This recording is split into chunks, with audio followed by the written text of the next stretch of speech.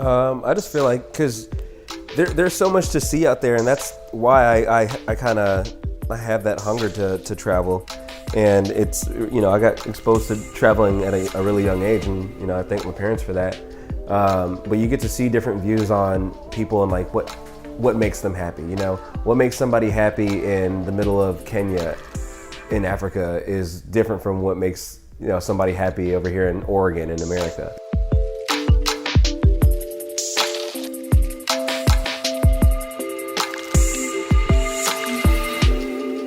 Hey everybody, welcome to episode 1 of the Andrew Deitsch podcast. I'm very, very excited to kick this podcast off with a bang. And I have a very special episode that I think you will all really, really enjoy. So my guest today is my good friend Adam Kashoro, also known as Meal Prep Papi. And he's actually a certified personal trainer and a speaker, and as well as the founder of Atlanta's meal prep service, Meal Prep Papi. And he is possibly one of the most jacked people I know. He's quite large, and not in a bad way. He's jacked. But besides just being a beast in the gym, he is also a beast in the kitchen, which inspired him to make this jump into the culinary industry. So everyone loves good food, everyone wants to eat healthy, but who has the time to cook and plan their entire week of eating? Adam has the solution. Meal Prep Papi, his company, offers affordable, healthy, and customized meal plans for everyone to reach their health and fitness goals and take the guesswork out of eating clean and eating often. You don't got time to cook every week, right? You got stuff to do. Let Adam take care of it. You trying to get big, put on some muscle? He's got a plan for that. You're trying to lean out and get shredded for summer? He's got a plan for that. If you live in the Atlanta area, hit him up. His company will prepare and deliver your weekly meals right to your doorstep. And go to mealpreppapi.com for that.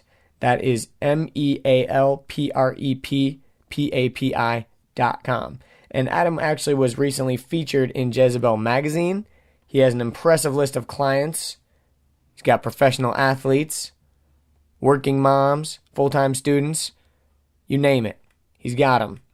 And if you want to buy personal training sessions with Adam, or you want to order some meals, go to his website. Again, that is mealpreppapi.com. All right. In this episode, Adam and I had a great time talking about being the child of Tanzanian immigrants. His parents are both from Tanzania. We talked about his training styles in the gym and how he gets jacked, and his mental shift into the world of entrepreneurship. We also talked about our mutual love of electronic dance music and music festivals. And he tells a story about how he finessed his way into Jezebel magazine. And last but not least, we talked about traveling and how traveling the world has changed his life. So, and we also found out that I might have a future career in freestyle rapping. I was a poet and I didn't even know it. But I always enjoy sitting down and talking with Adam. We talked for almost 2 hours, and both of us felt like it didn't even last that long, but we both felt like we could just go on for days. We really vibe each other and click, and I hope you enjoy our conversation and find some value in it. So give it up for Adam Kashoro. All right, sir. We're live. We live, baby. We live, baby. What you doing? That's good, no, dude. Daniel, son. Think about how they got famous off that. Just Dude, off like, it's marketing, man. That is easy. That Definitely. is easy. Well, what's up, Adam? What's the deal? I'm here in Midtown ATL with my boy Adam Kashoro. Is that how you officially say it? Kashoro? Kashoro. Like, you can roll the R if you really want to, you get fancy with it, Is that really how it's Kashoro. pronounced? No, like when I want to rolling put some flair on it, but Put some stank on my own name. I like it. Accessorizing my own name. I like that. But yeah, it's pronounced Kashoro. Yeah. Okay. Yeah. Cool. So I think let's just start. So this is my first official episode of the podcast, which sounds kind of funny. But I wanted you on the podcast because I think you're a really interesting dude. And I really respect what you're trying to do. And so why don't you just kind of like share a little bit of your background real quick so people can kind of know who you are, who you is. Oh, yeah. So where were you born, man? Born in Michigan, Detroit, Michigan, which Nice. is actually back on the come up, and I really want to go back.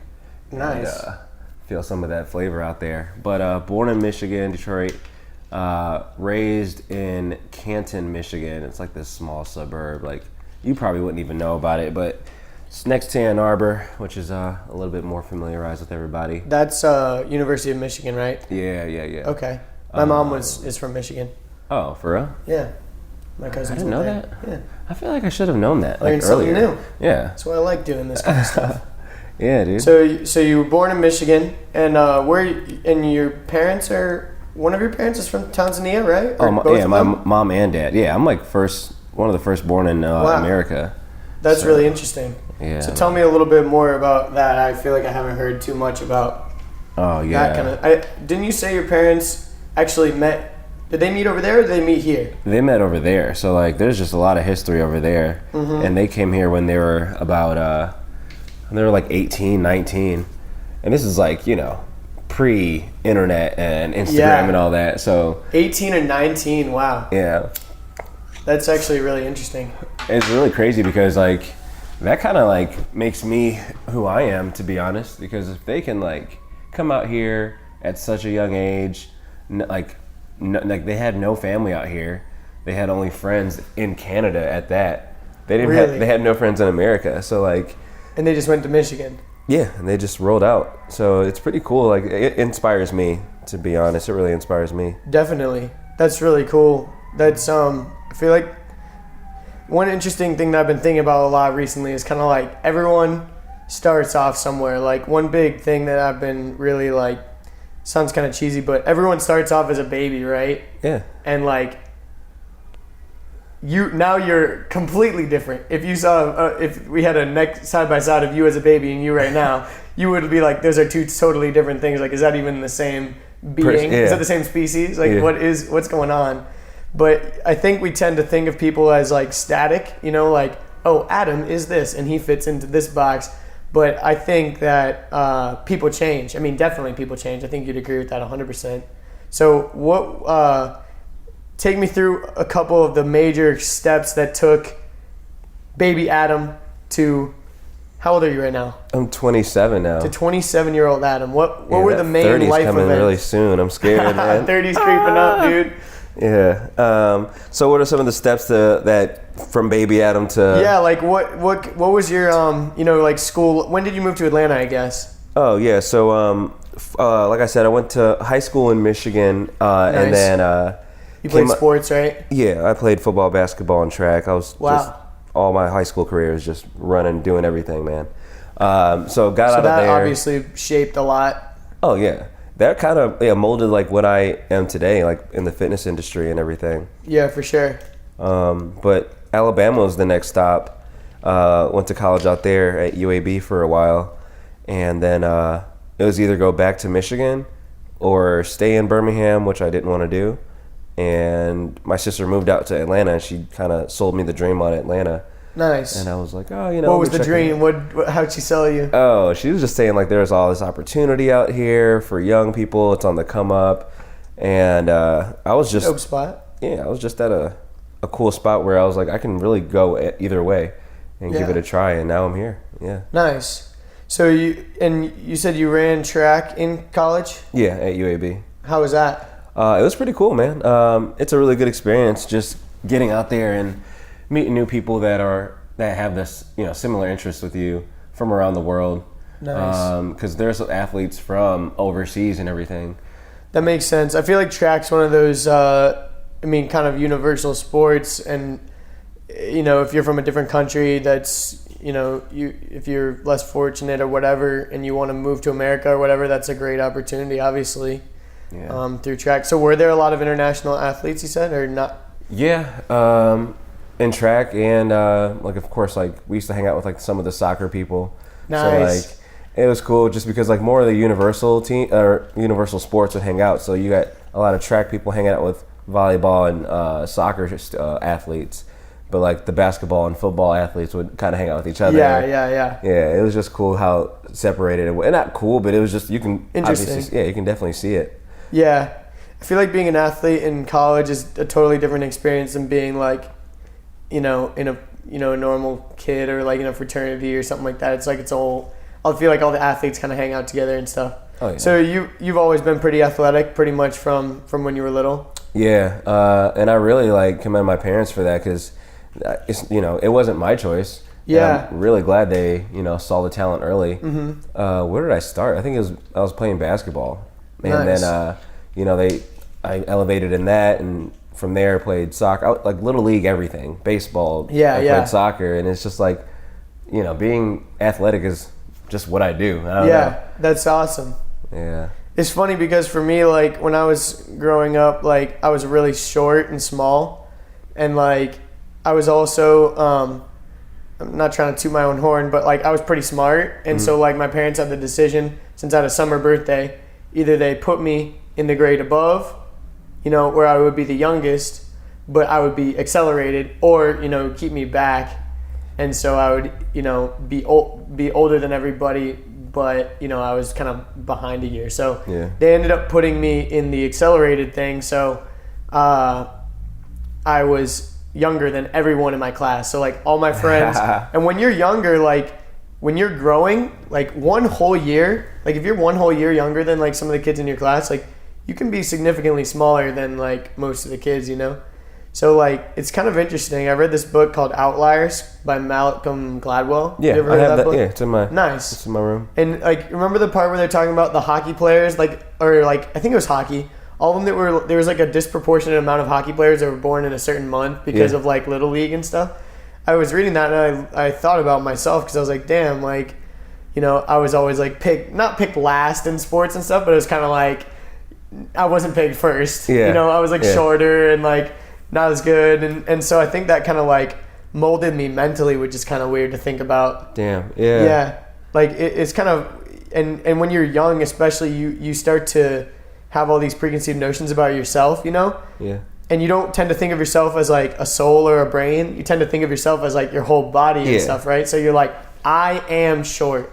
This is me. Yeah, this is me. Like I am short, and it's weird to think about like a tall person, like a super tall, like a guy that's like 6'5" or something ever since like 7th grade or whatever.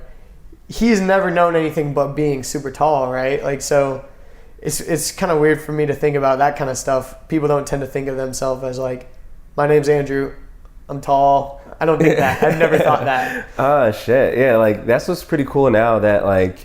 The older you get, the wiser you get. You kind of like figure yourself out more and more. Definitely. And it's almost weird to me that like at each age, especially like past, I would say like 15 or something, when you start figuring yourself out, you think you know it all. Like year after year, you're just schoolers. Like, all right, got this down pat. And like, I just know plenty of people that are like at the same age around us that are just kind of like. No one still has it figured out. No. Even like older people don't have it figured out. And if you think you do, I think that those are the type of people you want to kind of stay away from. Yeah. Because, if you're that arrogant that you think you know it all, like I don't want to go super political, but like, obviously Donald Trump or something, like I think that guy, he thinks he knows it all. Yeah. But I think any really wise, well thought out, well versed person would say, nah, I'm not even close. I learn stuff every day. And that's one of the main things about this podcast that I'm really shooting for is like, you can learn something from anybody, everybody. Yeah. That's why I don't really want to put like a label or a box around this thing. Cause like people are like, oh, what's your podcast about? And it's like, it's about entrepreneurship. But maybe I don't want to interview an entrepreneur, or like, oh, it's about fitness and well-being. Well, maybe I want to interview someone who's not in the best physical condition, but I respect them for whatever, And I don't think I need to elaborate too much on that, but I agree. Like, you know, when you're young, you think you got to figure it out. So you went to high school in Michigan, went to UAB, then you came to Atlanta. Mm-hmm. Did you complete UAB, or you went there for a couple years? Yeah, I went there for 2 years. Nice. What was the story behind leaving or whatever? I was studying international business, and just like how I think like entrepreneurship is not for everybody. I don't think college is for everybody. Agreed. And which is really weird. I'm not gonna say I felt like I knew it all, but it was just like I took what I needed to learn from, you know, the university, and you know, I really loved it too. But definitely took what I feel like I needed for where I was trying to go in my path in life. For real. So far, so good. That's awesome, man. Yeah, it was definitely a risk of not, you know, finishing. Yeah, I had a similar story. I don't know if you know this, but I went to college for 1 year and dropped out because I had a similar kind of an epiphany. I joined this like network marketing company, Vima. I think you've heard of it before. A couple people. They sell like the like the energy drinks and stuff. Yeah. And I was pretty arrogant at some points. I definitely made some comments that I, you know, somewhat regret about. Not really making fun of college, but like kind of like you were saying, like I don't feel like I know it all, but at the time I was kind of thinking like, man, I don't need this degree. Like it was kind of all like entrepreneurship is a way to go.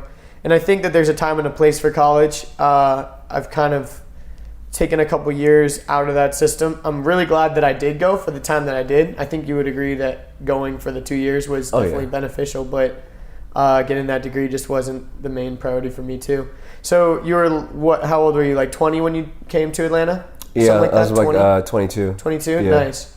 Okay, cool. So 22, and you moved to Atlanta with your sister, right? You said? Yeah, I was. How many siblings do you have? I have an older sister, I have a younger half brother, and then two older a step brother and a stepsister. Nice. But the bloodline is just like my half brother and my older sister. Nice. Who's like a second mom, to be honest. She's How much older is she? 7 years. Oh wow. Yeah, 7 years older. So that's an interesting dynamic. Oh yeah, it's really. I feel like having an older sister is pretty cool. Yeah, it's because like you said, you kind of get a second mom. Yeah, a cooler mom, you know, that you can kind of open up a little bit more to. Yeah. Yeah. That was one interesting thing for me. I don't have any sisters, and so I've always kind of lacked like my mom's really awesome. I love my mom. Like I feel like I'm really comfortable with her, especially in recent years. But like when I was kind of growing up, like I never talked to my mom about girls or like stuff like that. It was just weird for me. And also being the oldest too, I was always kind of intimidated to like, I don't know, talk with older people. Whereas I think when you're younger, when you have an older brother, older sibling, you're kind of hanging around with your older sibling's friends a lot. So you're not really intimidated to talk to older people and like get in with their crowd. That was one kind of interesting thing that I've been thinking about recently too. Because when I had, to piggyback off that, like when my mom had my little brother, it was weird because like I was no longer the baby and like I'm picking up like a lot more responsibility. I'm like, wait, what's going on? Like, what is this nonsense? Yeah. So I feel like, you know, being an older sibling kind of sets you up to be a tad bit more successful because you're responsible at a young age. They put on that responsibility on you. There's definitely pros and cons. I mean, I think we could talk all day about, you know, the weird, interesting dynamics of being the older, younger, or, you know, also having siblings that are really close in age to you is kind of weird too. But yeah. So you moved out here with your sister, and then what did you do for work? You were saying you were kind of trying to go entrepreneurship kind of route and stuff. Yeah. So let's see. When I first got out here, like literally just didn't know what I wanted to do. And I was like, had a serving gig at a lot of these places, Macaroni Grill, like Bahama Breeze. Yeah. And I was just kind of trying to find myself. And I saw Lifetime Fitness. We were right next to the Lifetime Fitness in Sugarloaf, like Lawrenceville, Georgia. Yeah. And I was thinking like, oh, I just really want to work there, at least for the free membership. And, you know, maybe like work the front desk and, you know, somehow, some way get a free membership. Yeah, yeah. And it was actually surprisingly like a very long process to get in there. Like I went to the front desk and just like finessed my way and, you know, acted like I had an interview already, and they ended up giving me one on the spot, and I was like, oh hell yeah. So made my way in. I feel like that's such a typical Adam move. Like, just finessed your way into that situation. That's awesome. Dude, I got plenty of stories of finessing into I getting can into imagine. trouble, man. We'll fast forward to that in a little bit. Yeah. But ended up working at Lifetime and at the front desk. And I liked it just because, I'm meeting new people and, it's a cool networking opportunity in there. But sure. It definitely elevated once a guy named Thomas Westbrook, who was the sales manager at the time, he saw that I, was really cool with all the members, and he asked if I wanted to do sales, and which took me on my next path into doing sales, and ended up being an account manager. From there, was assistant sales manager. Like, nice. It definitely elevated at Lifetime. And when did you move over to the Johns Creek location? Let's see, in it was like 3 years ago, like, I think it was like October of 2015 or 16. Nice. Yeah. That's awesome. So for those of you listening, that's actually where me and Adam met, was at Lifetime Fitness. Hey, fitness boys. You know what I'm saying? But, so yeah, actually it's funny because Adam started off working at the front desk, and I was at an interesting point where I was living back with my parents and just picked up a little job at Lifetime. I'd been a member there for quite a few years. I've been a member there since 2008, so almost 10 years now. And yeah, it was cool. Well, this is always a funny thing to think about, but I was gonna ask. I'll give mine first, and then I'll ask you. I was gonna say first impressions of each other. I'll let you think about what your first impression of me was, but I'll give my kind of first impression of Adam. My first impression of Adam when I first met him at Lifetime, I don't really remember the first day. I remember what he was wearing. I don't remember that kind of stuff. This is awkward then, because I remember. Okay. All right, continue. I'm sorry. This is embarrassing. This is awkward. No, I remember, because I think I was a member there for a while, so I probably saw you around, but I didn't really know you. But I always saw Adam, and I thought he was a funny dude. Like, the first time we had a conversation, like, I could definitely tell that he was funny. And also, you were all, like, everyone at Lifetime, like, there's the dress code, But when you're working at the front desk originally, when I first started working there, you could wear, like, sweatpants and stuff. Yeah. And then I saw you, like, wearing, like, the nice, like, fitted, like, shirts and shit. And I'm like, damn, this guy's got some style. Like, this guy's well dressed for sure. And I was like, all right, this guy, like, not to hate on some of the other sales managers, but some of them were wearing some pretty whack outfits, man. Like, some really baggy, like, muffin top shirt kind of going on, and, like, really baggy pants. But I feel like that was my first impression. And obviously, I could tell you were super fit. I probably saw you, like, upstairs too. I'm like, this guy knows what's up for sure. Damn, like, I remember when I first saw you, I think you were at the front desk, obviously, like, you were working. This goofy ass kid. I was like, because, like, we have such a high turnover, especially at that time, like, when you were first coming, like, I almost didn't even get a chance to meet some of, like, the front desk people, so I almost took it with, caution. I'm like, I might not even know this guy in a little bit. Yeah. So, just, shot the shit with you for a little bit, and I was like, damn, that guy's, like, really funny, and...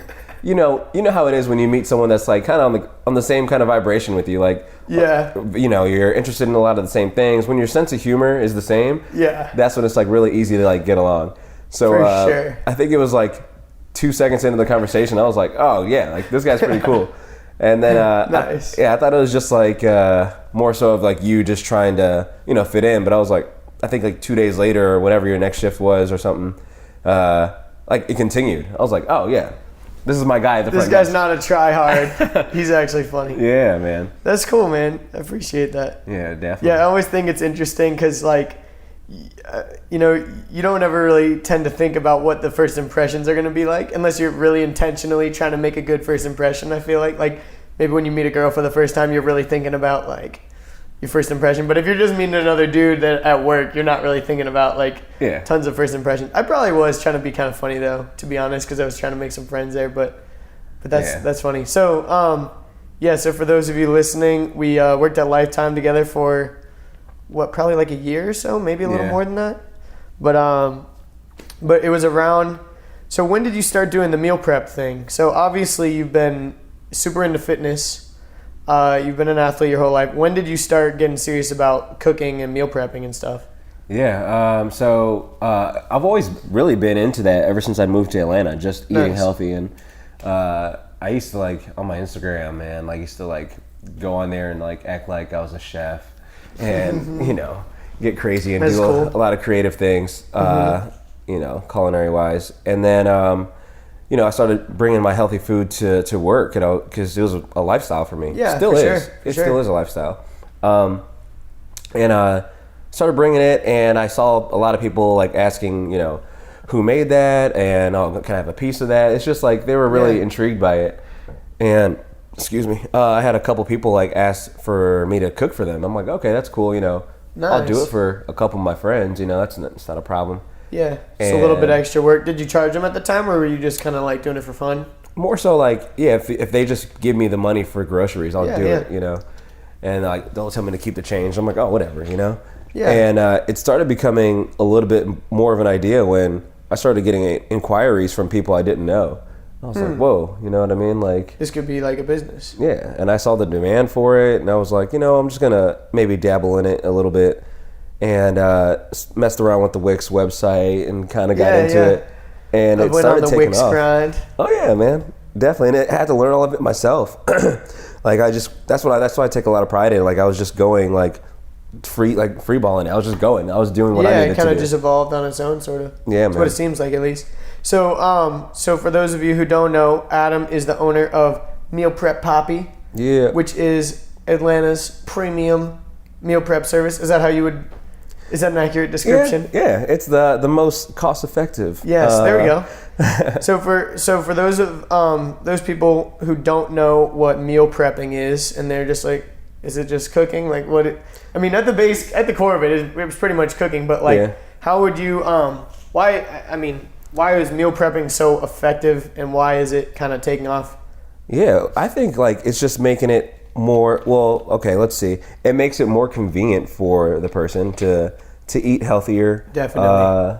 To get, you know, a balanced diet throughout the day and throughout the week at that, you know. And I feel like you just on a basic level, you know, just being able to always have your stuff. It really helps you organize. And it just really almost says something to you as a person, you know, like if you're organized enough to have your meals already proportioned out for the week, that says something about you. Like you've got your cards aligned, you know. For sure. That's awesome. And I've been meal prepping. I was actually kind of inspired by you, to be honest, when I was working at Lifetime, because I saw you on Instagram like doing the meal prep thing, and I was living by myself for a little while over in Kennesaw. And I was kind of meal prepping. Like I would, cook a whole bunch of chicken for the week and then kind of keep it in the fridge and make some meals with that throughout the week and whatever. Yeah. But I think I got more real serious about it once I was working at Lifetime and stuff and like cooking my own stuff. And I agree. I mean, it adds some real structure to your day. I think a lot of people kind of go through their day kind of just, oh shoot, I'm hungry. What am I going to eat? And then they end up going to, Jimmy John's or whatever. And it also is pretty very budget effective, because if you can figure out exactly, all right, I spent all my money on my groceries at the beginning of the week, or I ordered my meals through Adam, so I already know exactly, what I'm eating, and you've already spent the money, so you're not going to let those meals go to waste. You're not just going to let them sit in your fridge and expire, because that's the other thing is like, you'd be tempted, man, I could just go eat some pizza. That would taste, I'd be so much happier. Yeah. But you're like, damn, I've got like 8 more meals in the fridge. Like, I need to eat these up before they go bad, or else I just wasted my money, right? Exactly. And that was kind of my mindset towards it a lot of times. It's like, damn, I already spent the time and effort making this. I gotta eat it. And so that helped me a lot. What would you say when you were coming up as an athlete? Did you pay much attention to what you were eating, or were you kind of just? Not at all, man. I was just going because, you burn it off so quick, especially being back to high school. Like, I was an athlete year round, man. So I just didn't stop. So the metabolism was just out of this world. And of course, in college, and then even outside of college, I was still working out and doing a lot of stuff. So I just ate whatever you wanted. Yeah. Dining hall and all that in college. Yeah, of course. But what I'll say, when I started being a little bit more conscious about what I ate is when I got into more of fitness outside of, you know, being an athlete. Yeah. When I was kind of doing it on my own. It's like, For okay, sure. there's no more coach anymore. It's kind of just you gotta do your own. Yeah. So I just kind of wanted to make it a lifestyle, you know, trying to be healthy, you know, physically, internally, everything. Yeah. Yeah. And I think some people kind of get the wrong idea with fitness. Sometimes they think it's really vain, like, oh, he just cares about his appearance, or like, oh, he's just trying to get girls or whatever. And I think that, I mean, all of that kind of ties in somewhat, but I think just on a health level, you know, being strong mentally, physically, looking good, being proud of how you look, taking pride in your diet, your workouts, all that stuff, I think that's like a huge role. And I think it says a lot about, you know, who a person is. Yeah. I think you definitely agree with that. One question just kind of came to me when you were sorry if this feels like an interview. I feel like I'm kind of interviewing you a little bit, but I think we're having a good convo. One thing that I was going to say is when you were running track, did you do any weight training, or was it mainly just like running stuff? No, so it was a mix of everything. Like, of course, you have to have a super strong core. Definitely. So we would be in the weight room, a lot of running and conditioning. What kind of weight training were you doing? Like, what kind of style of training was it? Almost like equivalent to like Olympic training. So Okay. A lot of snatches. Almost you can even say like closer to like the CrossFit world. Makes sense. Yeah, we do a lot of stuff like that. Because So it's like functional. Mm-hmm. That makes sense. Yeah. What would you? What kind of training would you say your current training style aligns with more right now? Like bodybuilding, powerlifting, CrossFit. Yeah. Like, what do you kind of? Yeah, I don't know, man. Like, I'm more so of just like A hybrid? I would say a hybrid, man, because I can kind of dabble into a little bit of all of it. You know, like I'll do my sprints before and after a workout, which would, you know, no bodybuilders really doing that. That's true. More so like just a retired athlete workout, man. Yeah. Like I should make a name for it, man, because it's not as intense as CrossFit. It's really not intense at all, but combined it is. What do you?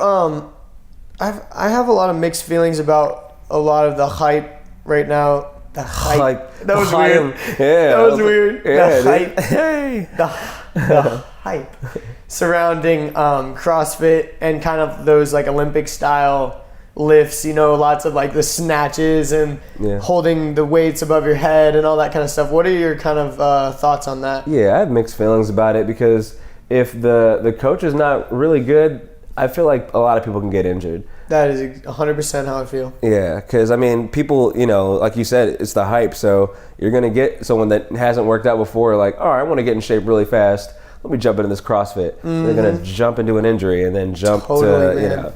It's not always the best for everybody, you know. So I feel like there has to be a little bit of preparation before you get into CrossFit. I think so too. Yeah, I think that there's a lot of hype around CrossFit right now because it looks cool. I think that's the main thing is people, they want to join a team kind of thing. And when you are at a CrossFit gym, you kind of feel like you're a part of like something bigger. Everybody wants something social. Yeah, I got you. Exactly. And like, oh, bro, what's workout of the day, bro? Oh, yeah, bro. Yeah. Hit a million burpees. Like the thing for me, like my training style right now is kind of like a mixture of like powerlifting, like lifts. Like I'll do like one main powerlifting lift pretty much like every time I go to that sounded weird. Every time I go to the gym, every time I work out, I pretty much will do like, you know, squats, deadlifts, bench, or like shoulder press, something like that. And then I'll also do some like more, I would say like bodybuilding type kind of stuff as well.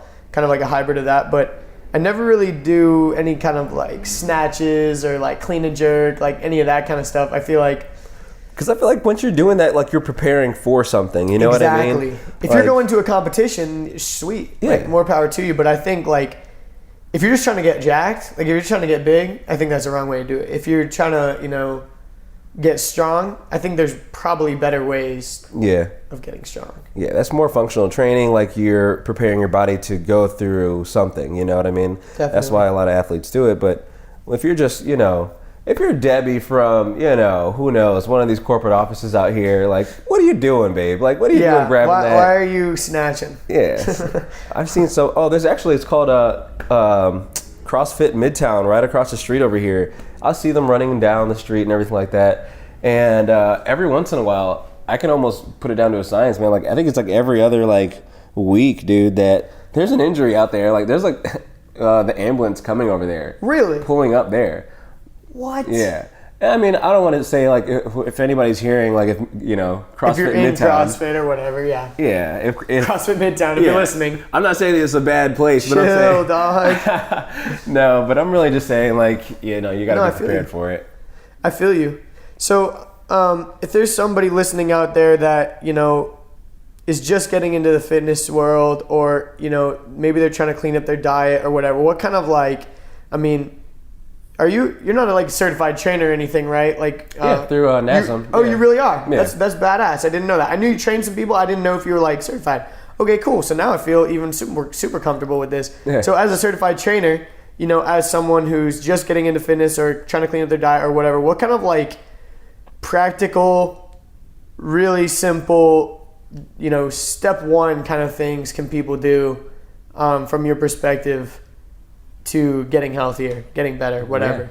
Yeah. I think it's more so the mindset first, because you have to be there before you get there. I mean, like, I know I don't want to get all, like, philosophical or anything, but like, to be honest, like, if you want to do something, man, like, you have to already be there in your head. For sure. So it's scary when people come in like, I just really want to lose 5 to 10 pounds before Wednesday because, I got this going on. It's like, well... And they're focused on that number. Yeah. That's weird. Yeah, man. So especially girls. Yeah, for girls sure. Girls are really focused on that number. Yeah. What would your advice be to people that have that mindset? How do they get out of that? What would be, if anything, like, how can someone kind of... Yeah, I would say find, like, a good mentor or a good coach, because I feel like that's what kind of elevates everybody, Yeah. Having a good mentor, coach. Yeah. Someone that knows what they're doing. Yeah, and also I think I was thinking about this yesterday when I was actually at the gym last night when I was thinking about our podcast today. I was thinking about a lot of stuff that I kind of wanted to talk about and bring up. And I think there's a lot of, like, gym misconceptions.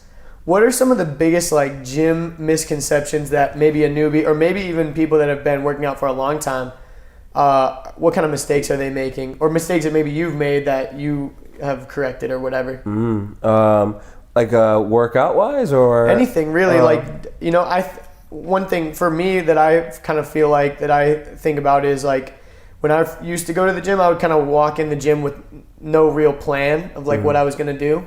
And I'm not saying you have to have a written exact out thing of what you want to do, but I think having kind of somewhat of a structure to your workout is beneficial, especially if you're just starting off, because you're probably just going to want to leave as soon as you get there. You know what I mean? Like, the workout sucks. And I don't know about you, but I really enjoy working out now. Like, when I go to the gym, I actually really like it. And I'm, at the end, I'm kind of thinking, like, do I want to do, like, some abs, or, like, do I want to do a little something more? And you were kind of saying you, like, start and finish with sprints or whatever. And I think that someone kind of starting off would be like, I did enough. Like, hey, this sucks. I'm getting out of here. I will say, like, my advice to people that are just getting started, when I started getting into it on my own with no coach and everything, I just went into the magazines, like some fitness magazines, took workouts from there, learned some health tips from there. Instagram, I think, has a lot of good content for sure. Oh, yeah. Quick and easy ones, too. Yeah. So I subscribed to, I think it was called Flex, which is, like, super bad for... No,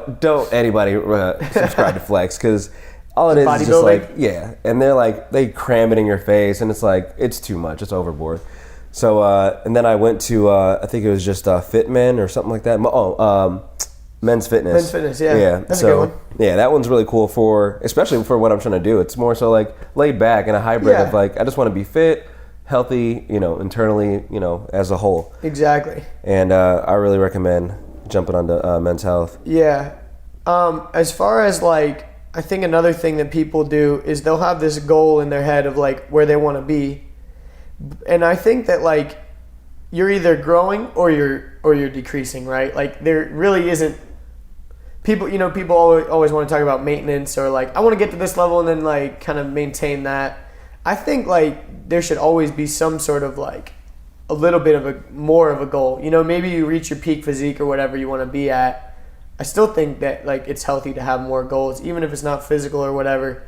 And I think that also when people first start out, they look at magazines and stuff like that, and they see these amazing chiseled bodies and stuff like that, and like they're kind of thinking like, well, I'm never going to be there. That's where that mindset comes in, man. Yeah. Do you think it's better to kind of have like a realistic goal of like, okay, this is where I want to be in this amount of time? Or do you think like just take it one day at a time and just kind of grind it out? What do you think like mentally what people need to do? What I think they should do is, definitely shoot for the stars and have like a plan for it though. Yeah. If you shoot for the stars and you're just like, I'm going to get there somehow, some way.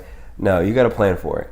So sure. You see the best body possible, like, yeah, I want to go ahead and do that. Yeah. But I feel like it's like that for life, you know what I mean? Like, I want to own a business, okay, write out a business plan, make this thing happen. So and in any aspect, go as far as you can and have a detailed plan on how you're going to get there. Yeah. And I think that's where like having a coach or a trainer or whatever, if you live in the Atlanta area, I got a trainer right here. Hello, everybody. And he also has meal prep, so you can get your diet on point. What would you say, like, a lot of people want to say, like, man, if you're working out hard, like kind of like you were saying when you were an athlete in college, if you're working out, you can pretty much eat whatever you want. And then there's also people that really hate working out, so they just want to diet 100%. What are some misconceptions as far as that? What would you say I've heard, like, some people saying, like, diet's 90%, working out's 10%, like...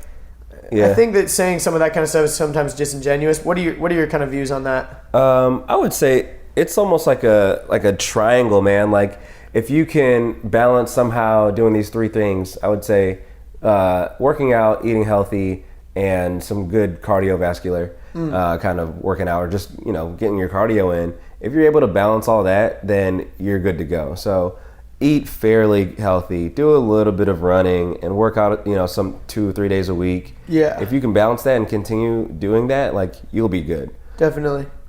What are I know you're definitely very focused on like eating clean and stuff like that. Like your meal preps are very walk us through just like your most popular meals that you make for people. Oh yeah. So a lot of people just like, the favorite right now is the salmon, of course. Salmon's awesome. Dude, let me tell you about this story, because I kind of forgot about the finessing part. Yeah. On how I got into Jezebel magazine, man. Oh yeah, that was awesome. Yeah. So Adam was featured in Jezebel magazine for Meal Prep Papi. So how'd you get that? So you see where I live right here. Jezebel magazine's headquarters is like it's 2 streets over. Nice. So we're like in the heart of Midtown right here, right? Yeah. Is that pretty accurate? We're right next to everything. Atlantic Station. We're right next to Highway 85. R.I.P. R.I.P. man. Oh Lord. They're making some good progress though. Yeah. I'm like, what the hell? So yeah, man. It's right behind my house, and I was just thinking like, how am I need to get, now that I live out in the city, this is right when I moved out here. I was like, I need to get the name out more. I could go door to door, I could do it the hard way, but I'm like, there has to be an easier way to get out there, man. So I thought about it, like, I want to get into Jezebel magazine. That's definitely the target market I'm really going for. And I don't read Jezebel magazine. What's their what kind of content do they mainly? They highlight a lot of the newer stuff in Atlanta. So it's an Atlanta-based magazine, right? Yeah. Cool. So if you're really and they target like the young professionals. Okay. I would say anywhere between like 25-ish to or late 30s. So it's cool just because that's the target I was looking for anyway. Yeah. But long story short, they just highlight restaurants, events coming up. Yeah. A lot of cool stuff. So I took a lot of pride in actually getting in there. But let me tell you how I got in there. It was Tuesday morning. I went online and I actually, Jezebel's probably listening to this right now. Like, so that's how? But it is what it is, man. You already got in, bro. You already got your foot in the door. I would love to. I still want to thank them for the opportunity. So I went there to their Facebook, and I just started looking up names. I'm like, all right, who's on here? I need to a way to get in. Yeah, you need to get your foot in the door. Kind of doing my research, acting like an FBI agent, man. I'm just like, all right, I got to find out who's cool, who's not. Like, I just want to know who I need to know. And souped up, got my khaki suit on, my favorite suit. It's actually from H&M and doesn't fit anymore, and the pants ripped. You're too big? Yeah, man.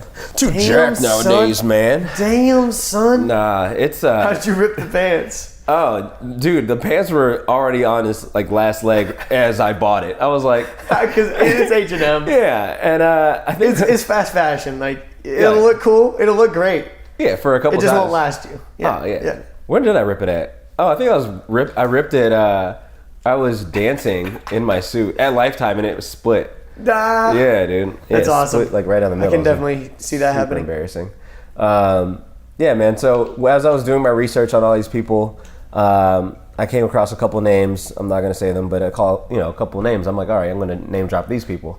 So I get there in the suit, have everything. Hey, go to the front. I go up there to the concierge. I'm like, hey, I have an appointment with so and so.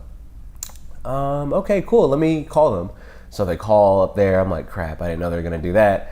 So they're like, yeah, she said that you don't have an appointment with her. I'm like, oh, man, like we talked already. And, also I name dropped another person. We've talked and maybe she hasn't caught her up to speed with this person.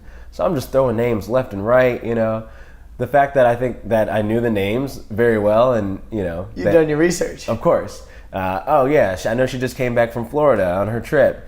I was throwing it out deep. there. Yeah, man. You went deep. That's dope. After they saw the rapport that I was building with the concierge and all the fake rapport that I built with these names, they were like, okay, we'll send you up and you guys can just figure it out up there. So they send me up to like the 42nd floor, this beautiful office. Everything's just like glamorous, shining everywhere. I'm like, oh, this is it. This is that one chance. This is the Eminem. You got one shot. Sweating. That's hilarious. That's the song that was going through my head. And you had your badass suit on, so you were feeling fresh. Yeah, it was an experience. So I finally get up there, and it's just like the Newsies, man. Like the old, you know what it reminded me of when the elevator doors open? It reminded me of like those old school like newspaper companies. Because I got up there and people are just sprinting all over the place, running around. That's There's like funny. Little newsroom, like a real newsroom. They had like all these vision boards and just no one was really talking. It was just like a lot of phones ringing, a lot of people walking around. I'm like, oh crap, this is what I'm walking into. And I dropped the name again. Hey, I'm here for so and so. And she came to me and she goes, what's up? What's going on? We had a long conversation, and she said she'll get back to me about getting in the magazine. A couple of days later, she said she wants me in there, and I was like, can't believe, like, dude, I went to my house, turned the music up, I'm dancing by myself, like, that worked, like, what's going on? 1,000%. Yeah, man. That's funny, man. That's a good story. Yeah, it's really fun. Out here. So I guess the moral of that story would be to do your research before you try to finesse. Yeah, plan. You know what I mean? I feel you. Plan on being in the magazine. You you visioned it. You're like, bro, I'm going over here. I'm dressing my part. Yeah, I love that, dude. I'm big into like the manifesting things. Yeah, like the law of attraction kind of deal. Yeah, that's awesome, man. So, I feel like you kind of gone through sort of a mental shift. I didn't really know you kind of before Lifetime, like I said, but I feel like in the past couple of years, probably, especially since starting in the meal prep business, like you've kind of shifted a little bit, like you said, kind of manifesting, all that kind of stuff. Where did you kind of first hear about that or like get into that, or how'd you? Yeah, so let's see. My sister was always kind of big into it, and like I told you, she's like a second mom, so like I really listened to a lot of things that she said, and took it with a grain of salt, of course, but like I really, like, for the most part, really believed everything that she told me. And a little bit later down the road, kind of did research on my own, reading different books, outliers, a lot of different things. So fast forward, I went to this festival, man, called, I'm pretty sure you're familiar with it, Imagine Festival out here in Georgia. Where is it at? The Motor Speedway, Atlanta Motor Speedway. Oh, yeah. I still haven't been yet. I'm going this year. You haven't been? Because I've been out of the country the past 2 summers that they've had it. This is their 3rd year. So, unfortunately, I've always Poor me, I've been traveling. All right. Okay. Because, yeah, I think I was like, that's when we became friends. And I was like, I kept on like repeatedly asking you. Yeah. Like, you go to Imagine, I'm like, bro, I'm in Italy or whatever the heck it was. So you went to Imagine. Yeah. Went to Imagine, met some really cool people. And that's what I kind of like about the culture and like these music festivals. Just because everybody's there with a warm heart and, you know, everybody has different views on life, and you get to really share different experiences and different views on life. And you can kind of take it, you know, with a grain of salt also. But for the most part, there's some truth behind everything that everybody's saying, you know? Definitely. And you can, like I said in the beginning, like you can learn something from everybody, you know? Like everyone kind of has their own path. Everyone goes their own way a little bit, and you can learn something from everybody. That's cool. So like when you went to Imagine, you kind of felt like your mind was kind of opened a little bit to a different way of living, or more so just like I saw like the good in people. And that's awesome. After that, man, because I just never seen a group of people be so happy together, and like it's genuine. It's not like oh, you know, this is awesome. Like we're there for the music, but it was just like an experience as well. That's really cool. Yeah, when did you kind of get into like electronic music and all that? Because I mean, I've never been to Imagine, but I've seen the lineup and stuff. It's pretty heavily electronic music, right? Pretty much 100%. How did you kind of get into that? Oh yeah, always been into it, man. Yeah, since Michigan, since like since back in the day. That's awesome. Talking about like 12 years old, because a little history, like Detroit, like is one of like the hubs for like where electronic music really started. That's true. I feel like most people, when they think of Detroit, they would maybe think of like Eminem, hip hop, rap, that kind of thing. But you're right. Like, there's a festival in Detroit called Movement. You're going this year? Of course. That's awesome. Yeah, and it's like really like techno heavy and stuff like that. Like, definitely more alternative than what most people would think of when they think EDM. I feel like, but that's really cool. So you've always kind of been into that? Yeah, man. That's awesome. We used to call it Tech Fest. Like back in high school, like everybody would go. And like it was already embedded in us. That's so cool. Yeah. So when you moved to Atlanta, you were already kind of like listening to that kind of stuff and already way deep in that. What was your like you said in high school you were already going to like festivals and stuff. What was your first like, I guess like concert or like festival experience that you can kind of remember? Okay, so I was at Movement, and I was definitely there, just having a good time. And the headline. There was like a lot of headliners, and I didn't know DJs really well back then. I just knew like, just music. Songs. Yeah, just stuff. sounds. Yeah. And the only name that I could even, that could come to my head was Public Enemy. And I was like, oh, Public Enemy is going to be here. This is going to be kind of lit. That's funny. But I was still there for the techno and everything. And, went and saw Skrillex when he performed there, and I was like, whoa, this is insane. And this is before I really knew who Skrillex was. Back in like 2012 or 2011 or something like that? Yeah, so I'm looking at it now like, damn, I really got a chance to like watch Skrillex. And I didn't even appreciate it, because I think I actually walked off on his set. I was like, oh, this is cool, and I kept it moving. I'm like, damn, man, if I can go back and like videotape that or something, man. Dude, for lack of a better word, the first time I saw Skrillex, it was definitely a religious experience. Like, oh my gosh, man. Skrillex is probably one of my favorite artists. And you've seen that video that he released recently where he's like, we're all the same, or we're all something like that. Like the gist of it is same place. I think that's what it's called. Yeah, something like that. We're all in the same place or something like that. Dude, that video is awesome. Yeah. I'll put a link to it in the show notes for this podcast, but it's really inspiring because like it kind of shows like Skrillex is just like a normal dude who has just like so much going on upstairs, man. Like he's got such cool vision, and like he has such cool people surrounding him, and like he's created like such an awesome lifestyle. Like he's not flashy, like he's not like all about pulling up in Lambos and stuff like that. He's not about like, he lives a pretty basic, it seems like a pretty basic, lifestyle. I mean, not really, but I'm saying like as far as like his clothing, like his appearance, like he pretty much sticks to like basics. He's wearing like some black Vans, some black skinny jeans, and like some kind of weird like black designer shirt or something. Like, so he'll kind of like he's loaded, so I mean he can afford to like kind of splurge on some like Y3 stuff or like whatever kind of weird fashion. But like as far as I feel like down to earthness, he's not like Hardwell. Yeah. Or like David Guetta. Like he's not like letting it get to his head where he's so commercialized and like just trying to become like a money machine and just suck the living hell out of like all the money. Skrillex is real. I feel like he would walk in the crowd with us and like he would dance with us. I feel like he would do that. I saw a video of him at Coachella where he's riding on a chick's shoulders. Hey. Riding on a chick's shoulders. Like you would not see David Guetta doing that. Never. I've not seen that. I'm gonna go look at that. It's so funny. I think it was on the Alsa like Instagram story or something. It was so funny, man. But yeah, Skrillex is a big inspiration for me for sure. Yeah. I really want to meet him. I feel like that's how you get closer to your fans when you stay true. You know what I mean? For sure. Yeah. And like, don't let the kind of hype get to your head, I guess. Like, and his sound has evolved so much. Like he used to be in a screamo band.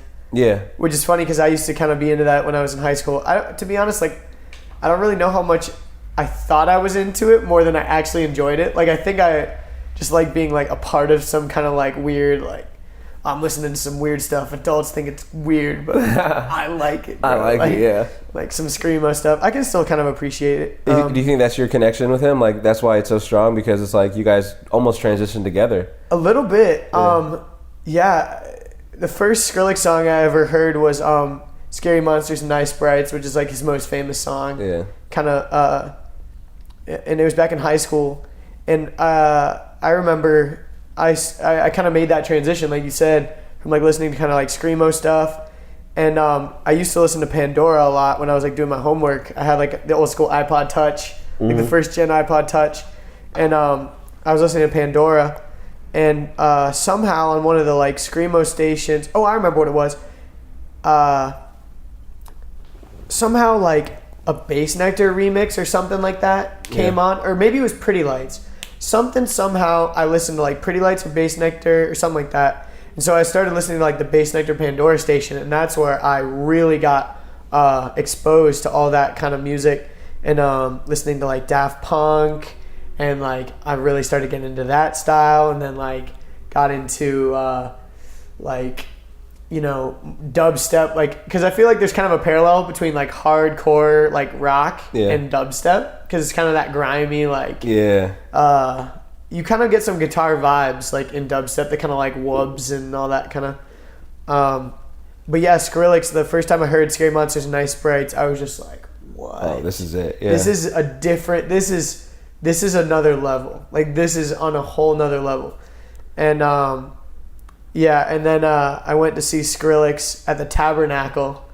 Oh, Think crap. about how crazy that is. Like, he could not play the Tabernacle nowadays. It's way too small.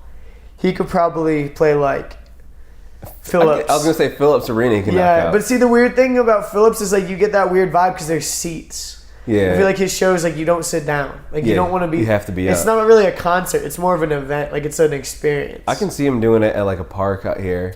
Yeah, like a park. I mean, like, festivals are definitely his vibe, but, like, my main thing, my dream is to see Skrillex at, like, a pop-up where, like, he's unannounced. It's, like, some small... Like, remember when we saw Future? Oh, yeah. Dude, oh, yeah. That would be my ideal Skrillex. I feel like we got to tell that story. So, but let me finish this thought. So I saw Skrillex at the Tabernacle, and he had this dope setup. It was called the Skrillex Cell, and it was like, have you seen Excision's old deal where it was like a projector on like a white kind of setup, so it looks like the stage is moving and stuff? Yeah. So Skrillex had like a really high definition one of those, and what it was kind of like this like big. I can't even really describe it well, but like it was kind of just like a white stage, and then there were these two projectors that projected these crazy visuals onto it, and it made it look like it was it's called 3D mapping, I think is what it's called. So like they map the points of the stage, and then because of how the projector exactly lines up with the stage, it makes it look like the stage is actually moving and stuff, which is crazy. See, so now I gotta go to one of his shows. Yeah, it's like next level. And the crazier part, no one was doing stuff like this at the time. Like, this was so revolutionary. So this was cutting edge. He was wearing a motion capture suit. So have you ever seen like videos of like people making like video games like Guitar Hero, where like they'll put on this goofy suit with all these white dots on it. there? The white dots on Yeah. it, a black suit with white dots, and it tracks the motion. So then when they put it into the computer, the generated person is doing what the person does. So Skrillex was actually wearing a type of motion capture suit during the show. No. And then behind him on this giant screen was an alien or a robot or a zombie or whatever it was. It was changing the whole time, and it was doing the exact same thing as he was doing. Get the hell out of here. During the show. It was mental, bro. Like, he would take a puff of the cigarette, the alien would take a puff of the cigarette. If he was throwing his hands up in the air, the robot was dancing, throwing his hands up in the air. If he was jogging in place, the robot was jogging. It was nuts. I've never seen anything like it. Damn. And that has to be one of the best concerts of my whole life, for sure. It was back in 2011. There was a couple openers. It was Foreign Beggars. There's some rappers from England. They were pretty cool. They kind of fell off the map, but they were... they did a song with Skrillex back in the day, and then also 12th Planet. Okay. That was the first time I saw 12th Planet. He's awesome. Have you ever seen him before? Do you know who he is? Yeah, I've seen him like live on YouTube. Yeah, so. he's super grimy, like dubstep. He was awesome. I remember he wore a shirt it looked like Waffle House. It looked like a Waffle House logo, but it said Wobble House. Hey, okay. I was like, that's badass. Yeah, it was yeah, so that was like one of the best shows. 12th Planet, Foreign Beggars. I think maybe one other person was there opening for him, but I cannot remember. But anyways, that was the best. But to go back for a second. Oh, yeah. So me and Adam, we went to this show, this little thing called Kingdom Rave. If you live in Atlanta, you might be familiar with it. And who was playing there? It was like Miha. It was just some like local things. It was at Slingshot, which is like kind of this random. It was super random. Slingshot is this like warehouse where they have like a ninja course and like bowling and indoor go-karting and stuff like that. But they had a rave there. They like cleared off the go-kart track and set up a stage, and so like everyone was standing in the go-kart pit. So like, go for it. I mean, from what I remember, because I took this super awesome chick, Casey, who was like my best friend at the time. She's really cool. We went up there, and we just knew that there was going to be some good music there. Yeah. DJ Esco, a couple other names. I'm like, okay, this is going to be pretty cool. Who was the DJ that Metro Boomin? Metro Boomin? Yeah, Metro Boomin was the final like headliner. Oh yeah, Metro was there, DJ Esco. So like, it's cool just to like, I'm going to see these people. And I was like, there might be a chance Future might come out, but I'm pretty sure he's way too busy right now to even I had no idea. Yeah, I'm like, this is not going to happen, but like, I'm going to go there for like, there's some like electronic music there. There's a lot going on. Yeah. And from what I remember, and then I ran into Andrew. I forgot, you were with a couple of your friends. Yeah. And then we all linked up, and then that was pretty cool. Super fun, dude. Yeah. Our friends met, and then we just had a really good time, danced, had a blast. And when Future came out, man, it was just like on another level. Because for a minute, I almost didn't believe it was him. Because he had all this like gear on. He had like a hood up or something, and like a big hat or something. So much stuff on. He had like a scarf over his face or something. Yeah, I was like, okay, they're just gonna like, because I know some people do that. There's like, they'll send out like doubles. So so I thought that we're just, getting the run around. They were just messing with you. And then as he like layered off, I'm like, oh my God, that's actually Future. And like the whole energy of the whole place just turned up, and it was a good experience, man. That is a great way of putting it. The whole place turned up for sure. Because it was funny because like there was definitely two separate kind of crowds there. There was the people that came for like Metro Boomin, and then there was like the people that were like kind of like the heady like dubstep head people. Yeah. And then there was us that was kind of vibing both. And to be honest, I was definitely more into like the dubstep kind of part. And Metro Boomin, I'm like, okay, this is a little more chill. Like I can get into this, but like, I didn't know all the words and stuff like that. But then like all of a sudden, Future was on stage, and he played for like an hour. Yeah, I thought it was like a private. And like just to paint the picture here, there was, how many people do you think were there? Like maybe 200? Yeah, if that. I would say maybe like 150 or 100. There was way too much space. Actually, I'm so bad at judging crowds. I feel like once you're all packed in there, it was probably like 150 or like 200 people maybe. Yeah. But, I mean, at the end of the day, there was not that many people there. No, not at all. For an hour. Not at all. Future concert. Wait, was there tickets? Did we like... There was tickets for sure, but they were cheap. They were like $25 or something. Yeah. So for like all you Future fans out there, that's why I Go to feel some like EDM shows and Future might show up. might pop up. No, what I was gonna say, man, like I feel like Atlanta, we're almost spoiled, man. Like we have so much like cool stuff music wise, that come this way, man. Like, you know, we get a lot of shows first, and like the whole hip hop rap scene out here. I just feel like, you know, we get to see everybody on a daily basis. Like when I first moved out here, dude, ran into Gucci Man and Waka Flocka. Just like on the street or what? No, get this. Saw them in line. I was going to opera. They cut me in line. I was like, oh, you know, I'm already starstruck off that. Like, oh my God, they're right in front of me. So they pay for VIP and they leave. Or they just go to VIP. They go to VIP because they're artists. They go to VIP. They don't pay for it. Yeah, they don't pay for it. Yeah, so you're right. I was like, you know, Just get in. I kind of want to have a good time. I paid for VIP. I was like, maybe I'll see them up there. Dude, tell me why I go up there and I get to party with them. Like, my arms around Waka. He's passing me his liquor bottle. I'm like, wow, this is insane. Gucci Man is like on the other side of the couch, like getting super hyped, dancing. I'm high-fiving these guys. I'm like, is this what Atlanta's about? I'm so glad I'm out of Michigan. Like, I don't think I could have ever done this. That's awesome. So that was like my real welcome to Atlanta, and like That's really like awesome. made me love the city. That's so awesome. Do you remember what show it was? Like who was playing there? No, it was a club. It was like It was just a normal nightclub night. I forget that it's like a normal nightclub. That's hilarious. So you were just going out clubbing and you ended up partying with Gucci Mane and Waka. I was like, man, this is insane. Waka's like big in is he big in the EDM scene now a little bit? I see him at some shows. I mean, I think that like I don't know. Like he came out at Shaky Beats last year during Marshmallow's set, which was funny. Okay. Yeah, and like did a thing.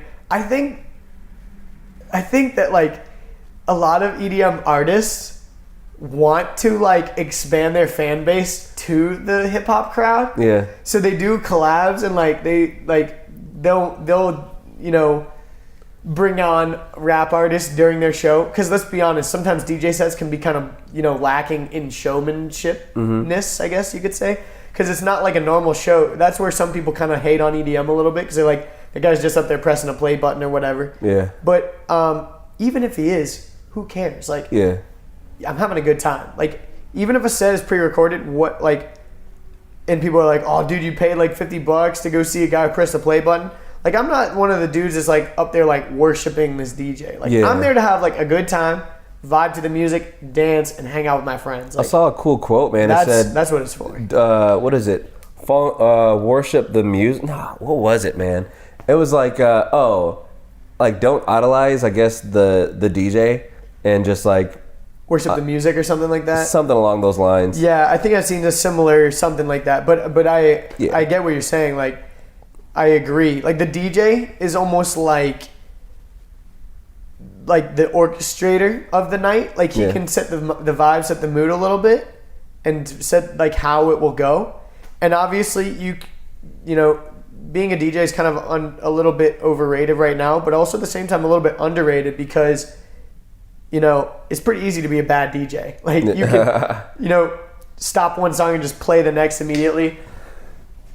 Everyone's been to one of those where, like, prom or whatever, they just play like a full song and then like, all right, y'all ready for this next one? This one goes out to all the ladies. You know what I mean? Like, all right, we got the cha-cha slide, like the goofy ass DJs. And then there's like the talented DJs that are like actively mixing and feeling the room and choosing new songs and like whatever. But I feel like who did that?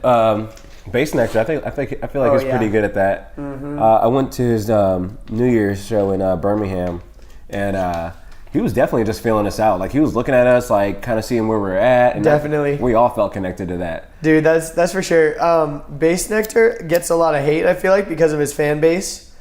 You know, I think you can attest to this. They're typically not the best smelling crowd. Oh yeah, they can definitely by far, be. They win the award for the smelliest crowd. Yeah, they can be a little bit wookish. For those of you who don't know what a wook is, that would probably be best described as.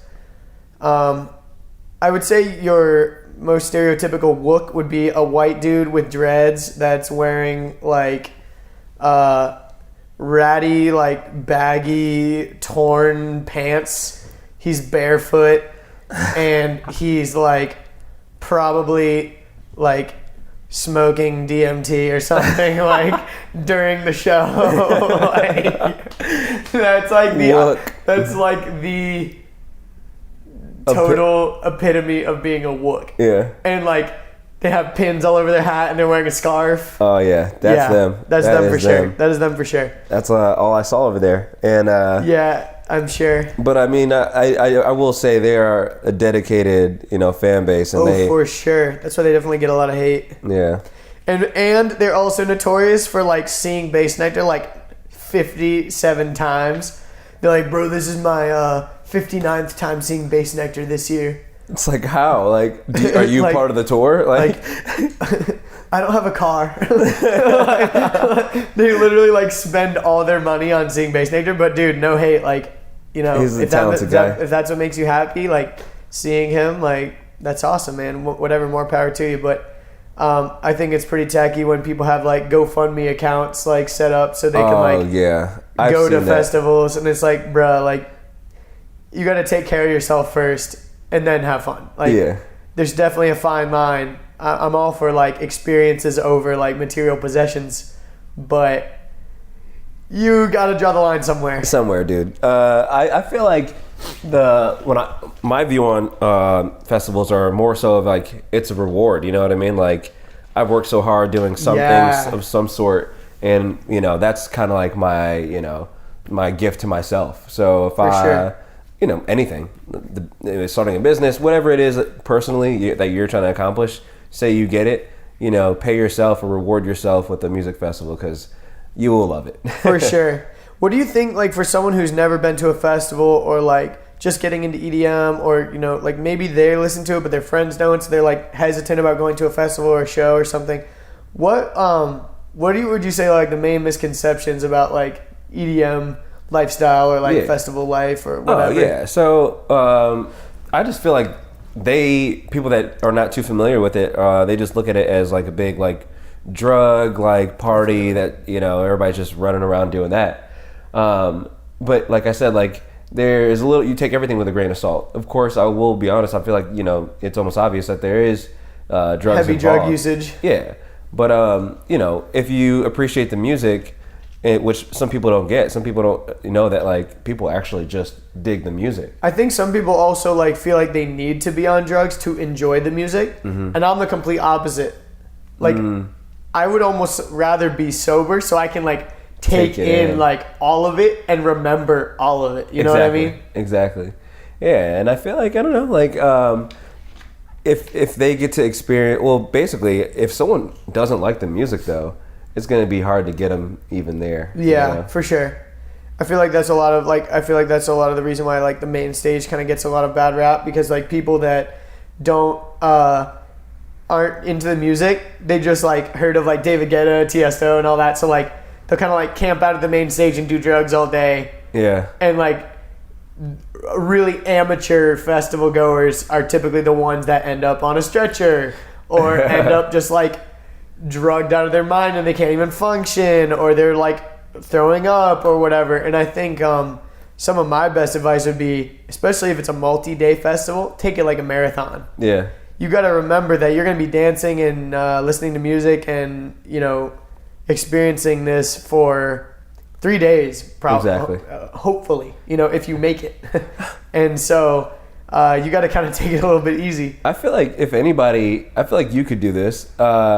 Make like a top 10 things you should know for a festival. I'm sure that there's some sort of like EDM blog that's made something similar, but there's definitely I could definitely easily come up with something like that. That's one thing that I want to create a little bit more content around is like the kind of misconceptions around festivals. Another thing that people think too is like, oh, you got to wear like rave gear. Yeah. Like a neon tank top and like a bunch of like Plur candy bracelets and like, if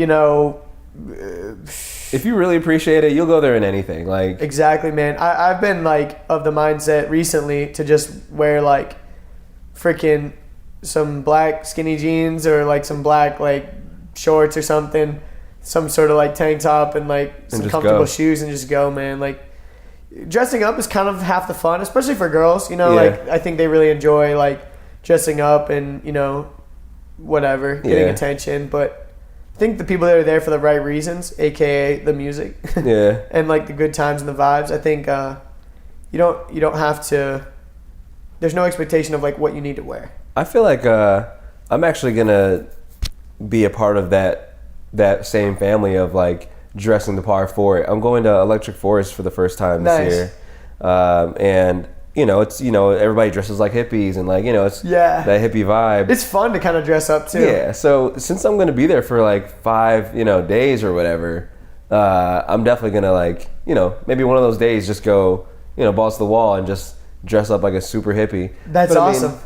To that, I think I actually am like a low-key kind of hippie, man. Yeah, dude. I think like a modern day hippie. I would kind of agree. I think I am too, to a degree. Like, I think when people think of a hippie, they kind of have this like peace sign holding kind of like weird, not really real hippie like image. Yeah. I think like the modern day hippie is kind of someone who like doesn't really subscribe to kind of an evolution past the hipster. Yeah. Because I think like what I would define as a hipster, like my brother sometimes would be like, oh, why are you dressing like a hipster?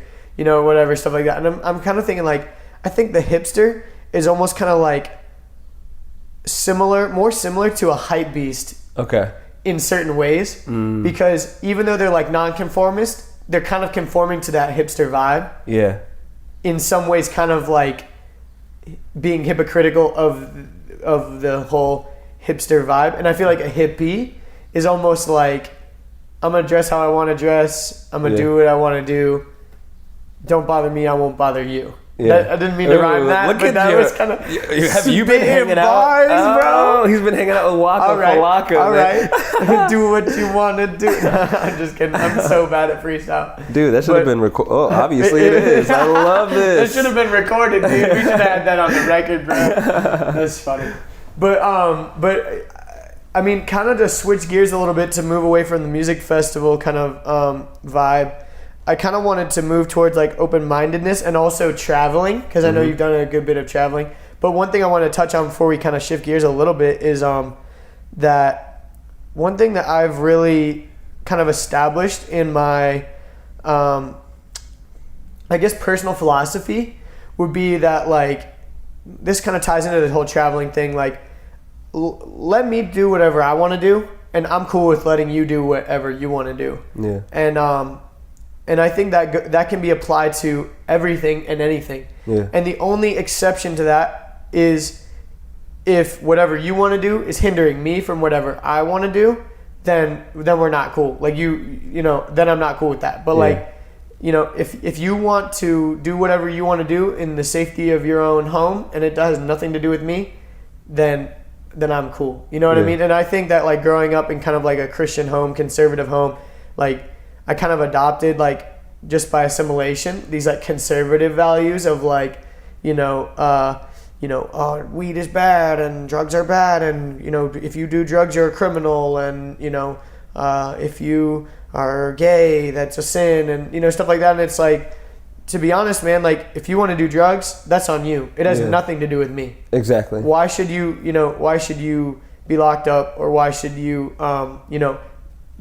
whatever, like I think you get the point. Yeah. But that, I feel like over the past couple of years, like through traveling and being open and going to music festivals and seeing a kind of different side of life, I've really been more open to that kind of concept. Yeah. I just feel like, because there's so much to see out there, and that's why I kind of have that hunger to travel. And it's, I got exposed to traveling at a really young age, and, I thank my parents for that. But you get to see different views on people and like what makes them happy. What makes somebody happy in the middle of Kenya in Africa is different from what makes somebody happy over here in Oregon in America. Yeah. So you get to see like what makes people sad, what triggers them, what stimulates them, and like what they like to do and all that stuff. So you kind of get to appreciate this is what makes you happy and this is what makes me happy. If we can both be happy, doing our different things, but if we can come to that common ground of just a friendship or whatever it is with that person, across from you, you know? Yeah. I feel like that's what it really boils down to. You know, as long as you and another person can be cool together, then it should be that way, as opposed to what you do outside of, you know, hanging out or whatever it is. For sure. Yeah. I 100% agree. And like, I think the internet, I mean, I know the internet has done a great job of bringing, you know, more awareness to how similar everyone is. I think that like when, especially me, you know, being born in, like I kind of said, like conservative, kind of just, you know, typical, just like white middle class family, you kind of just like don't have very much like exposure to, you know, what other, you know, culture is like and what other, you know, mindsets are like and stuff. And I think with the rise of the internet, you know, it's brought us closer in a lot of ways, but it's also kind of separated us in a lot of ways too. But I think the best way is being able to see people from other countries speak about, like, you know, their point of view, and, you know, being able to communicate with people all across the world and stuff like that instantly, have a face-to-face convo. But what I think that we're lacking in today's day and age is real conversation.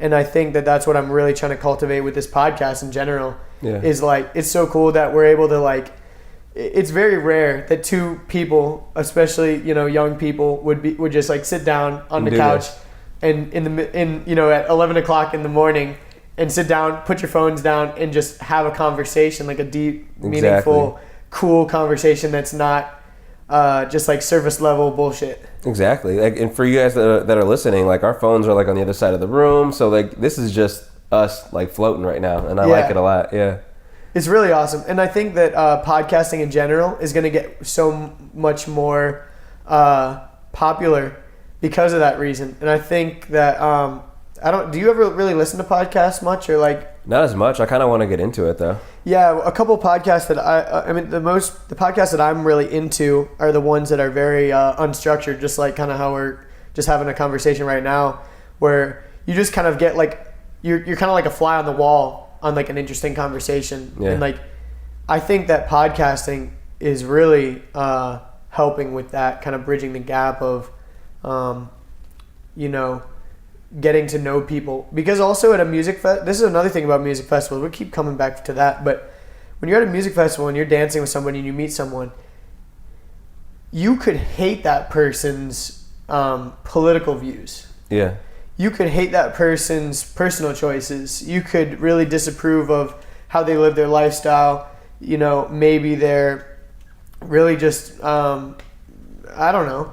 But in that moment, all there is like the vibe, the music, the DJ, the environment, and you and that person, you know, get along great.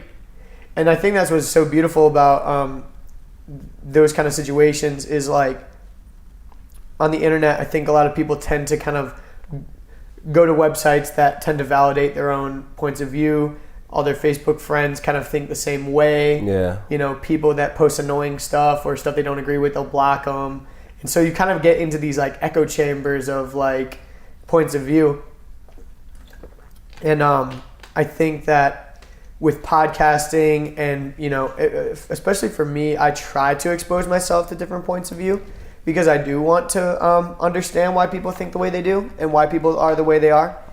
And I think that, like I said, kind of podcasting is helping that. Yeah. And I wasn't really going anywhere specific with that, but if you had anything to... Yeah, I definitely like because you almost get to a point where, like, of course, internet has brought us together. I feel like it's brought us more together as a whole, you know, in groups, I guess.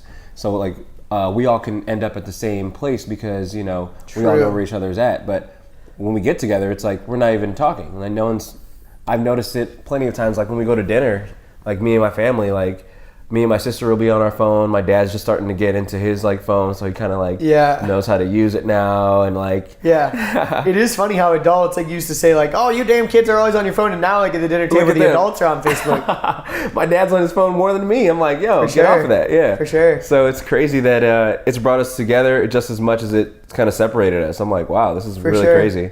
And it's kind of like a FOMO machine. You know what I mean? Like, I feel like especially with like Snapchat stories, like for me, I'm really into Snapchat stories. And one thing that I always try to do is bring like value in a different way than most Snapchat stories. I feel like most Snapchat stories are kind of like people like low-key bragging about what they're doing. What they're eating, where they're at, you know. Who they're with. Exactly.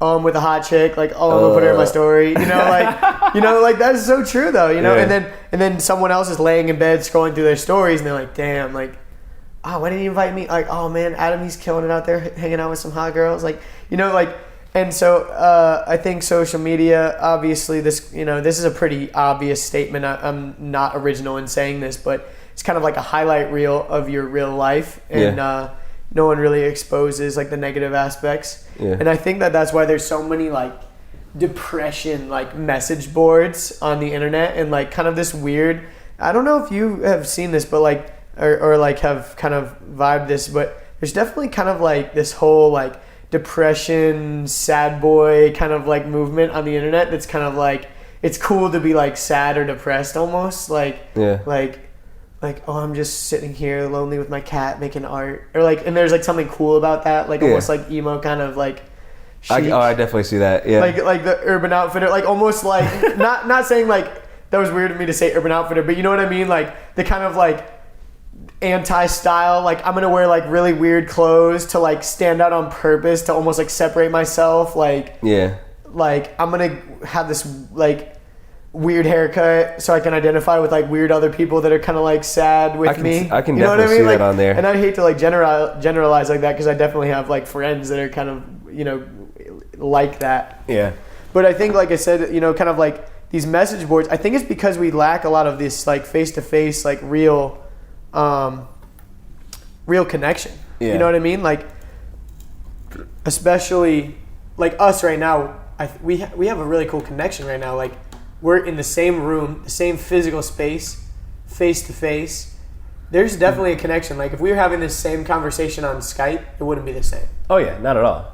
And I'm almost wondering, like, were you a rapper? This same space, face to face. I'm like, Andrew's like low-key spitting bars right now. When's your mixtape coming out, dog? Because I'll purchase podcast for sure. is going up. Take samples from the this. podcast is low-key my mixtape.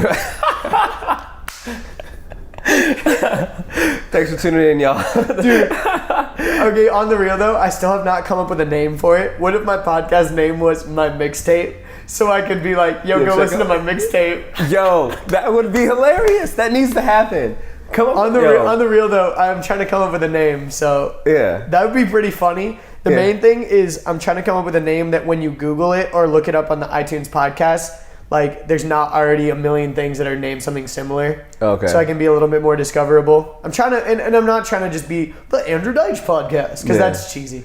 Yeah. But anyways, we were saying Skype conversations definitely not the same.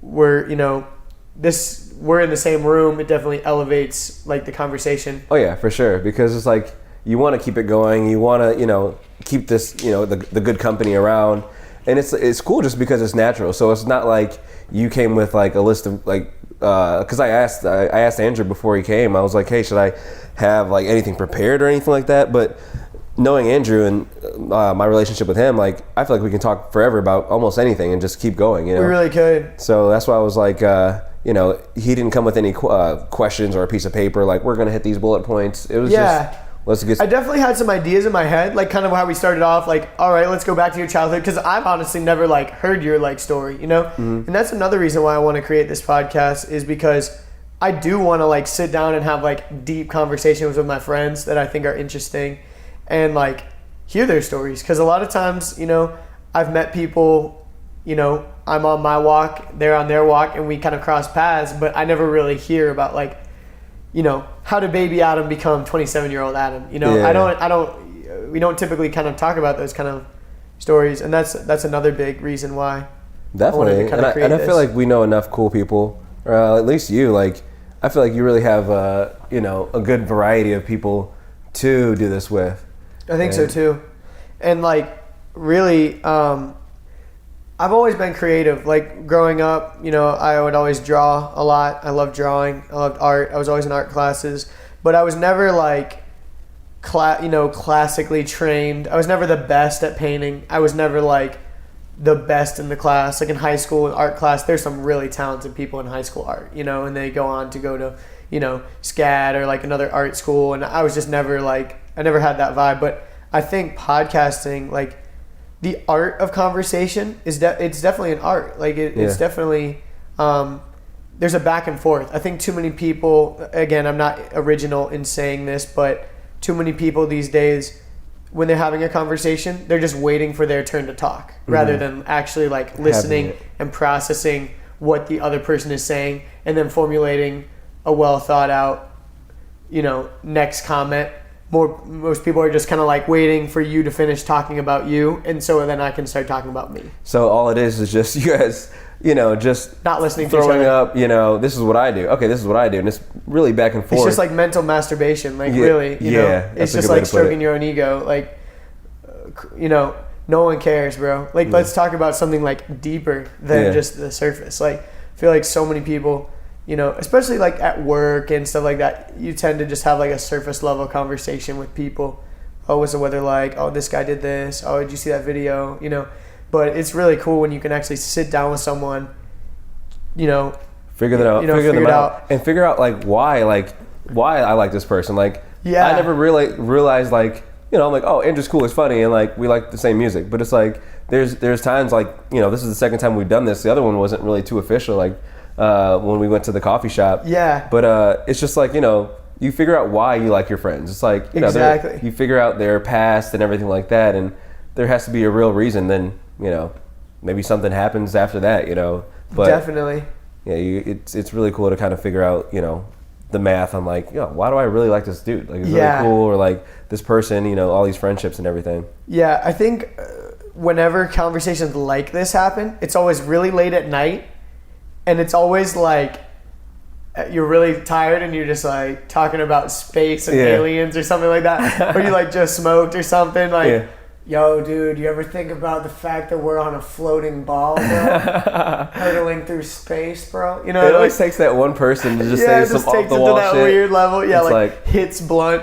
Yo, isn't it weird? Followed by very deep universal thoughts. We're actually just animals, dog. Like, we're and just like here talking. We go. And everybody just goes in like, But like, I feel like the most organic conversations like that are when you're like in the wilderness, like if you're like camping or something like that. Dude. Like conversations around a campfire. There's something definitely primitive about that. And like conversations on a rooftop or something. Yeah. Rooftop conversations are always the best, dude. Been on the rooftop. Because it gives you like a perspective of like what you're looking at. Exactly. So when you talk about the world and everything like that, it's almost like a visual right in front of you. Like you can say it in a room and like close your eyes, imagine. But like when you're on top of the rooftop and you're almost feeling bigger than what you're talking about, it becomes a lot easier. That's definitely dope. I remember. I'm gonna kind of segue for a second into traveling because I think I definitely want to talk about that with you. When I was in Barcelona, I was visiting some friends, and they took me up to this dope spot called the Bunkers. And if you ever go to Barcelona, you can literally Google the Bunkers, and it's literally where it was one of the tallest points in the city, and there was like military bunkers where the military would sit up there and keep watch over the city so they could see if there was invaders coming in from the sea or whatever. Oh, that's kind of cool. And now it's like totally abandoned, and you can go there during the day, and there's like plaques, and it's all historical. But when you go there at night, it's just a bunch of kids up there like drinking and smoking and hanging out. Oh, snap. So it's like a dope hangout spot. And you have the sickest view of the city because it's all lit up at night. Yeah. And that was one of my coolest moments of being in Barcelona was we got a couple bottles of wine and went up to the top of the Bunkers and sat with a few friends and just drank some wine and I think we might have had some beers and stuff too. But that sounds like the life right there. It was it was awesome, dude.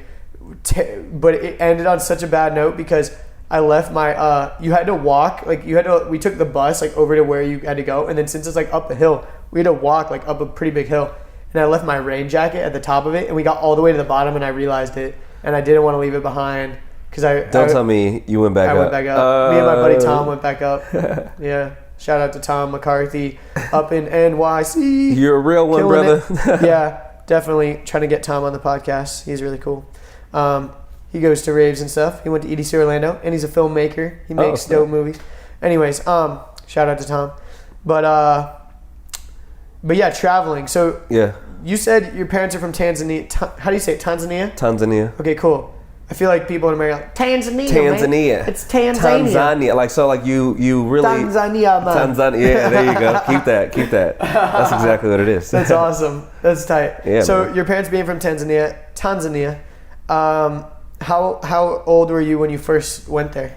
When I first went there, I was like, I think I was 15, and I didn't get to really appreciate it because I was just, there, just hanging out. Visiting family and stuff? Yeah, only visiting family. And like, 15, you're not like, legally able to drink. So it's like, it wasn't as casual just to like go out and hang out.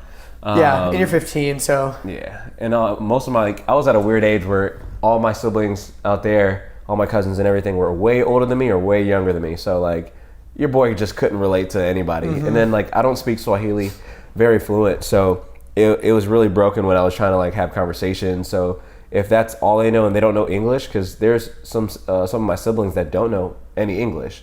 So it's like you're at that language barrier. That is a weird thing. Yeah.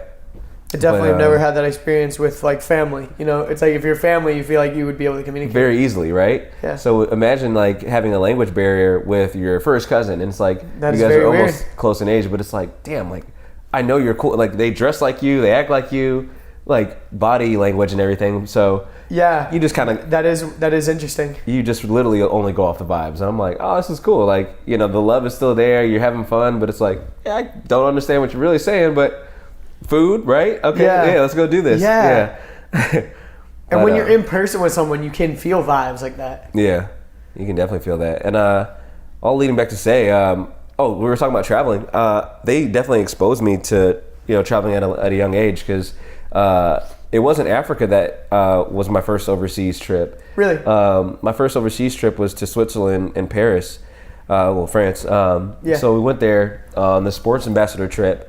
So, like I told you, I did everything when I was younger, sport-wise. That's awesome. And so you went and played basketball over there? Or you played sports? It's a sports I ambassador. assumed basketball because in France they like basketball. Oh, yeah.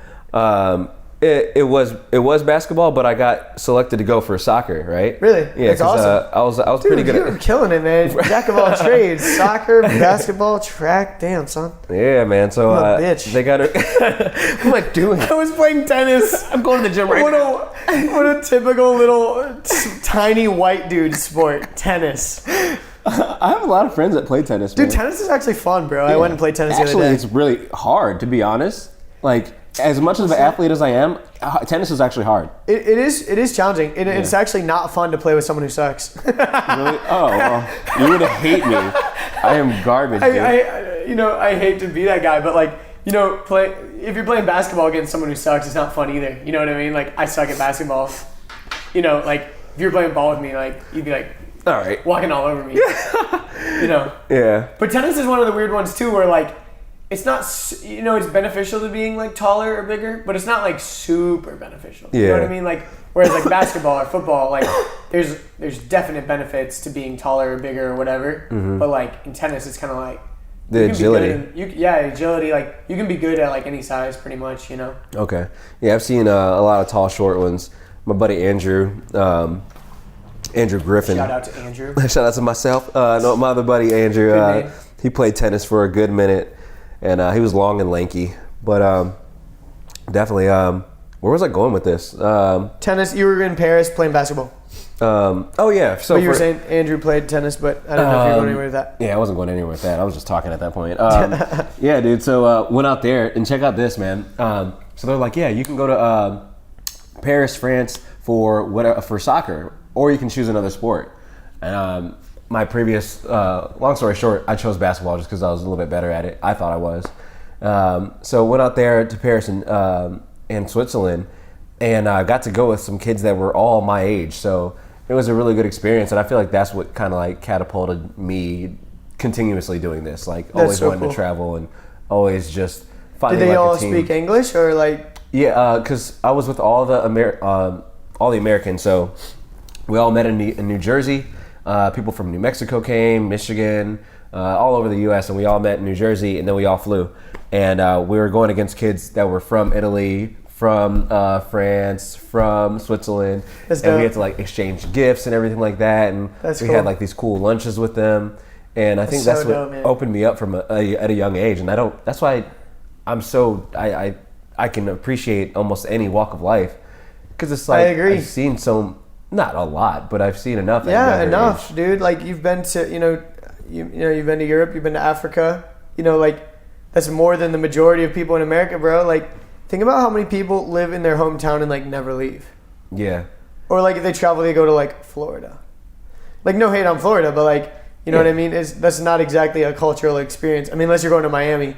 Miami, you're definitely getting some culture there. But like, it's interesting because my family, we never took overseas trips. My dad actually had never been out of the country until like I went out of the country before my dad did. Dang. Which is hilarious to me Yeah. because my dad is my dad. You know, Yeah. he's like 30 Your dad's awesome. years older than me. Yeah, like my dad. Yeah, like, but my dad is just so different from me in that regard. Like my dad is more of just like, let's get comfortable. Let's let's have a house, go on vacation once a year. Like the cookie cutter American, just kind of like thing.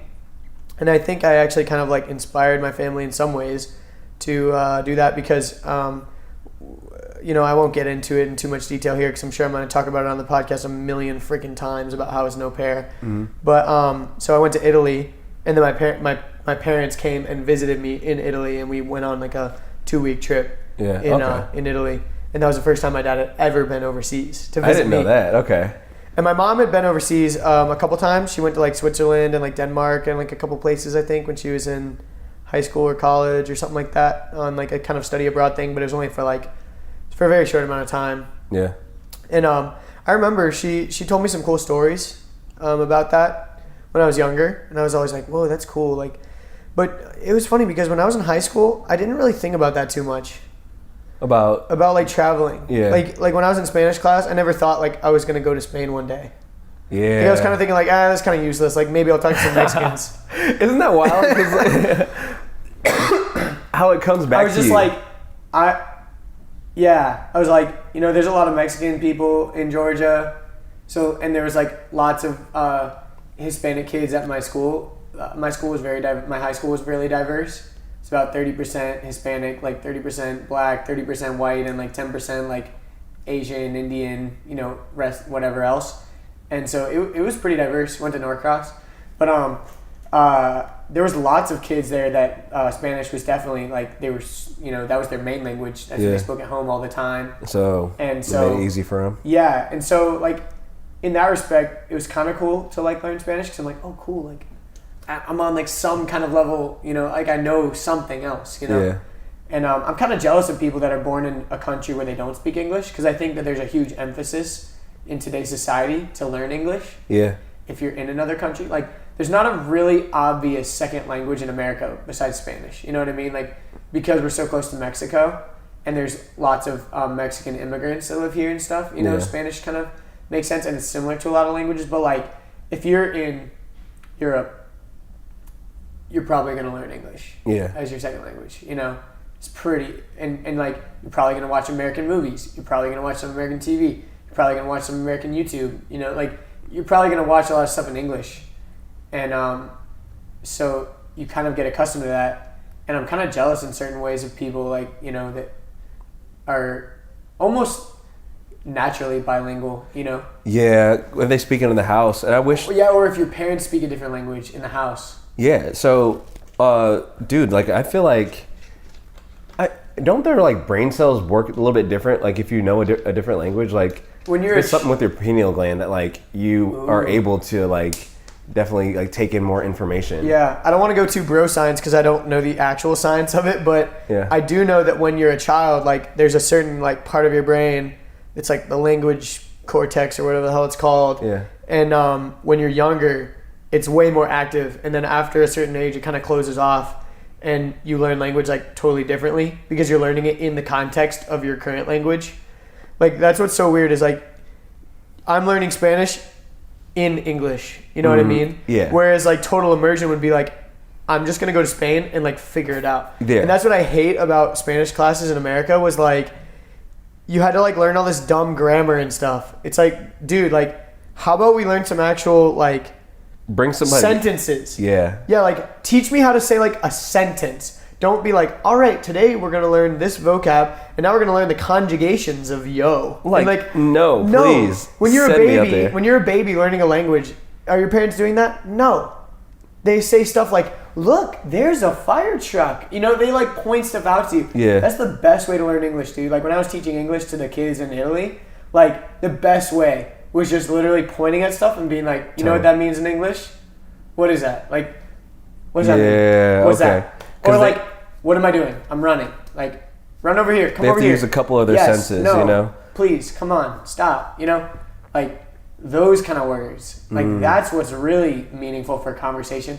I don't freaking need to know how to say, where is the fire truck? When would I ever say that? I've never said that in English. Right? I don't think that's a thing to say. Like why? Yeah. Unless you're a firefighter. And to give credit where credit's due, like there was a section in my Spanish class where I do remember it was like a tourist kind of section where like you learned a lot of like basic tourist phrases like, where's the bathroom?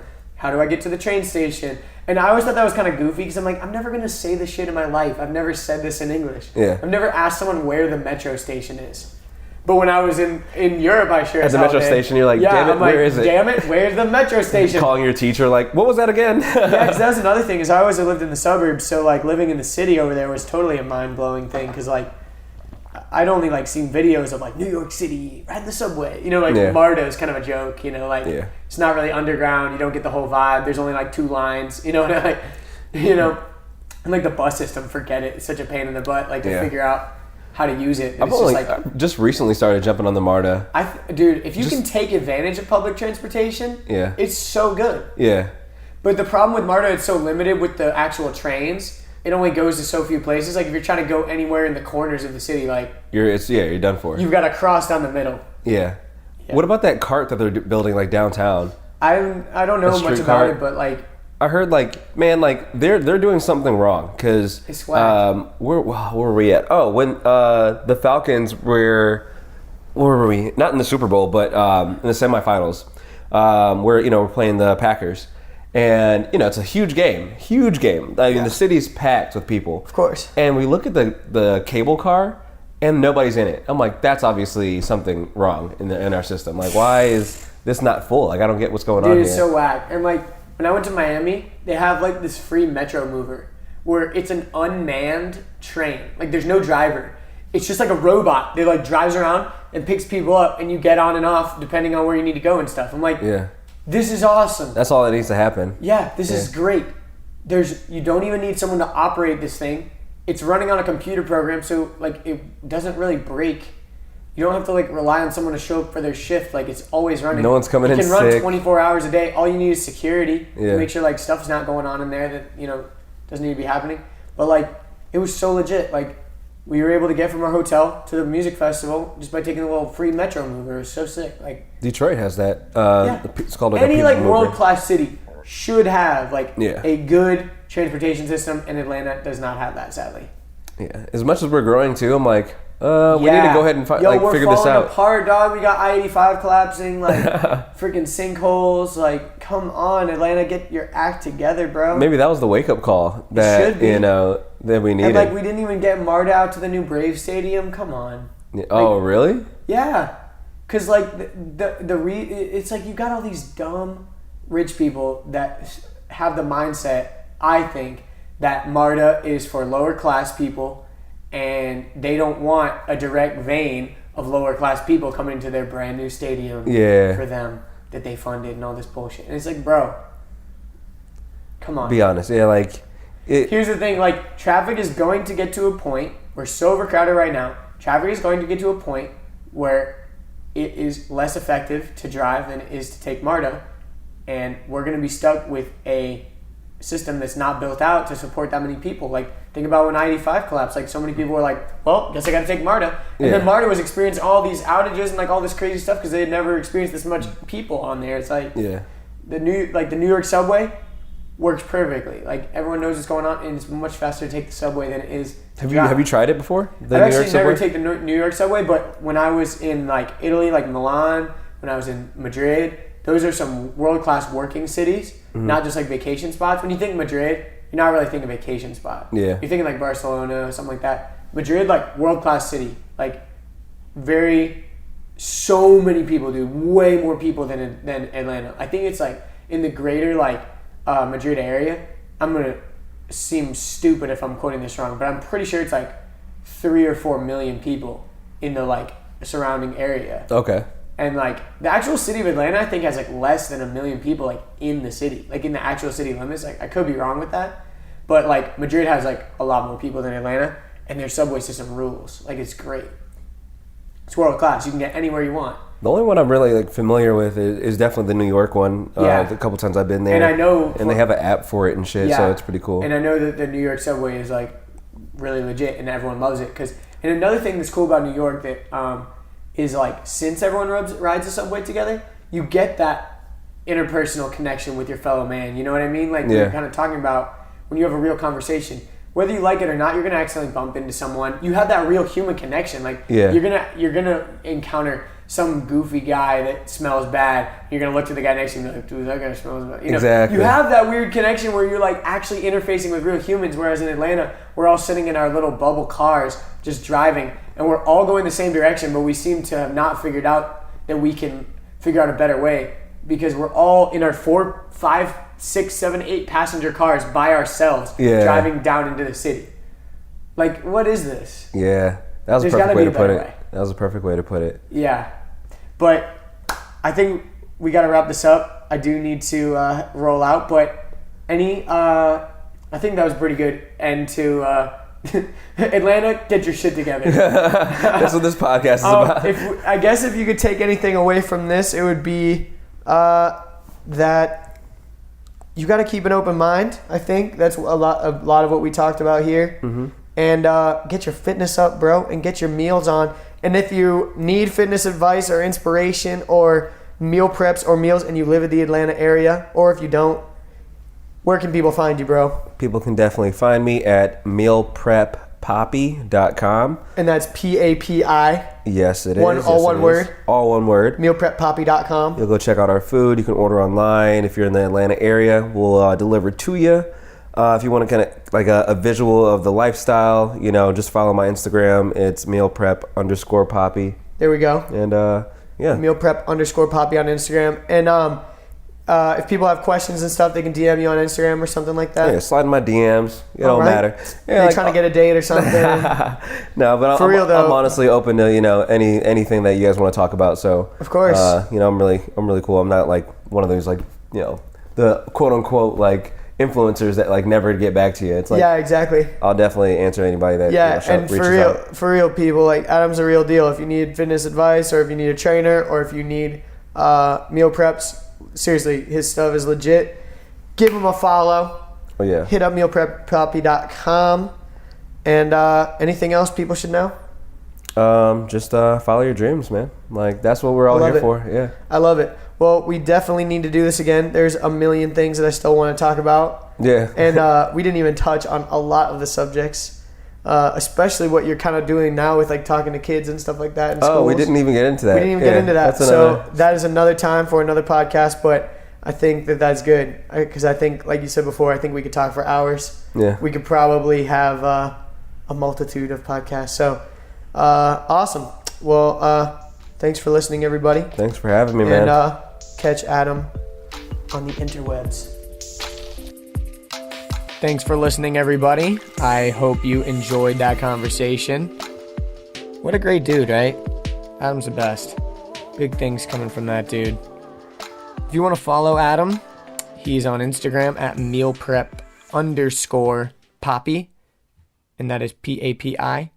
mealprep_papi. And if you live in the Atlanta area and you want a better way of eating clean or you want personal training, you can go to mealpreppapi.com and check out his menu of options. If you want to support the podcast, the best way to do that right now is to go into the iTunes store or the Apple Music store or whatever. If you have an iPhone, just open the podcast app, find my podcast. If you're listening to it right now, you've already done that. Great job. And then go and leave a 5-star review and please leave some feedback in there.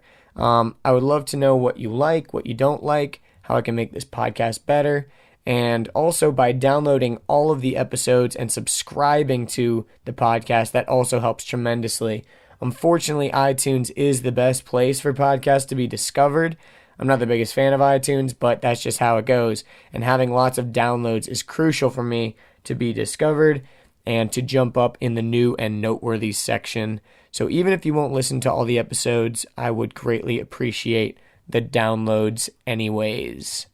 But if you want to follow me on my social media platforms, the best way to do that is to go to andrewdeitsch.com. That's Andrew, DEITSCH.com. And you can find all the links to all my social media handles and accounts. But thanks again for sticking it out with us. If you're listening to this part of the podcast, I truly appreciate you. And I hope that I will be able to continue my mission of having meaningful, uninterrupted conversations with fascinating humans and grow this platform into something much bigger than myself. But that's all. I'm going to shut up now, and I'll see you in the next one. Bye, everybody. Thanks for listening.